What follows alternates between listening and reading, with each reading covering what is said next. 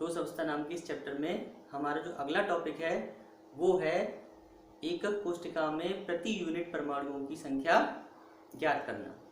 तो जो आपने एकक कोशिका पढ़ी थी, यूनिट सेल पढ़ी थी आपने, एससीसी, बीसीसी, एफसीसी और ईसीसी, तो इनमें प्रति यूनिट परमाणुओं की संख्या कितनी होती है, क्योंकि इनके ऊपर आपके न्यूमेरिकल क्वेश्चन आते हैं। तो आपको ये पता होना चाहिए कि एससीसी में प्रति यूनिट परमाणु कितने होते हैं, बीसीसी में प्रति यूनिट परमाणु कितने होते हैं, एफसीसी में कितने होते हैं और ईसीसी में कितने होते हैं।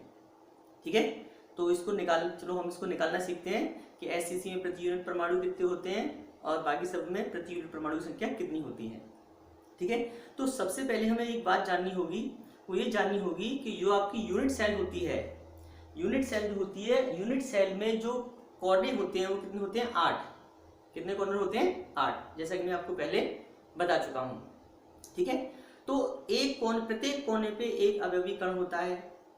अब उस एक कोने पर जो अवयवी कण है उसका कितना हिस्सा यूनिट सेल के अंदर इन्वॉल्व है।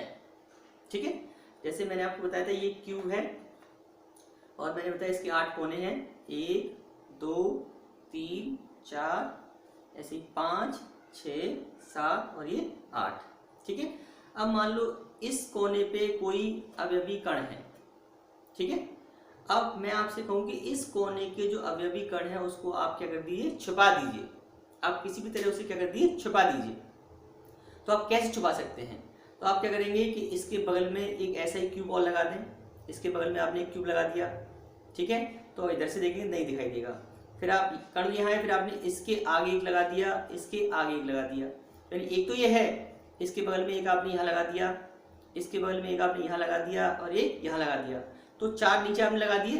तो अगर इस चारों दिशाओं से देखेंगे नहीं दिखाई देगा, लेकिन जब ऊपर से देखेंगे तो ऊपर से हमें ये कण अभी भी दिखाई देगा। तो फिर क्या करना पड़ेगा, तो इसको भी ढकना पड़ेगा, तो इसके ऊपर एक लगाना पड़ेगा। बाकी जो नीचे तीनों हैं उनके ऊपर एक एक डब्बा और लगाना पड़ेगा, यानी एक एक क्यूब और लगानी पड़ेगी।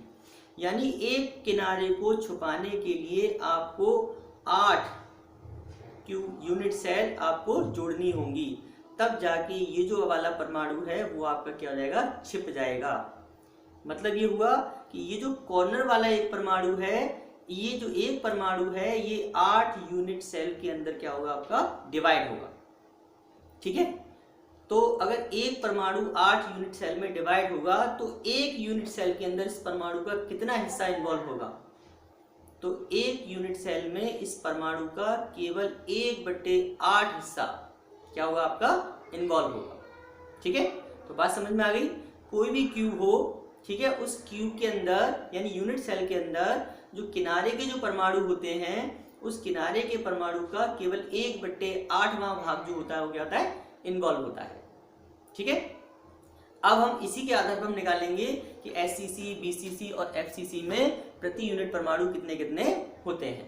ठीक है, तो हमारा टॉपिक क्या है, एकक कोशिका में प्रति यूनिट परमाणुओं की संख्या ज्ञात करना। तो सबसे पहली यूनिट सेल कौन सी थी आपकी, सबसे पहली थी आपकी एससीसी, ऐसी सिंपल क्यूबिक यूनिट सेल, जिसको बोलते हैं सरल घनीय एकक कोशिका। तो ये हमने बनाई सरल घनीय एकक कोशिका, यूनिट सेल है, इसके 8 कोनों पर 8 अवयवी कण हैं। तो हम कहेंगे घन के 8 कोनों पर अवयवी कणों की संख्या कितनी है, 8 है। ये जो आपका क्यूब है यानी यूनिट सेल है, इसके 8 कोनों पर अवयवी कणों की संख्या कितनी है, 8। ठीक है, अब एक कण का योगदान कितना होता है, यानी एक जो आपका परमाणु है उसका यूनिट सेल में कितना पार्ट इन्वॉल्व होता है, 1/8। तो एक कण का योगदान 1/8। ठीक है, तो प्रति यूनिट परमाणु कितने हो गए, तो 8 गुणा 1/8, यानी 1/8 इसका, 1/8 इसका, 1/8 इसका, 1/8 इसका, 1/8 इसका, 1/8, यानी प्रत्येक का 1/8 भाग जो हो जाएगा आ जाएगा, इन्वॉल्व हो जाएगा। अगर आप प्रत्येक सबको जोड़ेंगे तो कितना आ जाएगा, 1। तो सीधा सीधा कह सकते हैं 8 × 1/8। तो यानी एससीसी में प्रति यूनिट परमाणु संख्या कितनी होती है, 1। ठीक है, निकाल लेंगे। ठीक, अब चलते हैं आगे। अंतः केंद्रित एकक कोशिका के लिए यानी बीसीसी, बीसीसी मतलब body centred cubic unit cell, ठीक है, यानी अंतः केंद्रित कोशिका। अब देखो हमने बना ली आपकी बीसीसी बना ली, ठीक है। अब बीसीसी में 8 कोने हैं, 8 कोनों पर 8 अवयवी कण तो है ही। और क्या होता है कि एक जो कण होता है वो कहाँ होता है, केंद्र पर भी स्थित होता है। कहाँ होता है, केंद्र पर, ठीक है। तो हमने लिखा घन के 8 कोनों पर अवयवी कणों की संख्या कितनी हो गई, 8, ठीक है। अब एक कण का योगदान कितना होता है, एक कण का योगदान होता है 1/8। अब एकक कोशिका के केंद्र पर भी एक कण है भाई, 8 कोने थे, 8 अवयवी कण हो गए, एक का पार्ट कितना इन्वॉल्व हो रहा है, 1/8 हो रहा है। लेकिन एक जो केंद्र पर भी तो एक कण स्थित है, और जो केंद्र पर स्थित होता है उसका पूरा का पूरा हिस्सा उस यूनिट सेल के अंदर ही रहता है। जैसे आप एक बॉक्स ले लें और इस बॉक्स के अंदर क्या करते हैं, एक बॉल को डाल दें, तो वो पूरी बॉल जो पूरी यूनिट सेल के अंदर क्या हो रही है, आपकी इन्वॉल्व हो रही है, ठीक है। तो यानी वो तो पूरी की पूरी उसके अंदर क्या है, इन्वॉल्व है, ठीक है। तो इसीलिए हमने लिखा कि एकक कोशिका के केंद्र पर कण कितने हैं, 1। तो प्रति यूनिट परमाणुओं की संख्या कितनी हो जाएगी, 8 गुणा 1/8 प्लस 1। तो 8 × 1/8 प्लस 1 = 2। क्यों, क्योंकि इसका 1/8 पार्ट है, ठीक है, इसका 1/8 पार्ट है, प्रत्येक का 1/8 पार्ट है, तो प्रत्येक का 1/8 सबके 1/8 1/8 1/8 जोड़ेंगे तो टोटल कितना हो जाएगा, 1। तो इन सब का योग हो गया 1।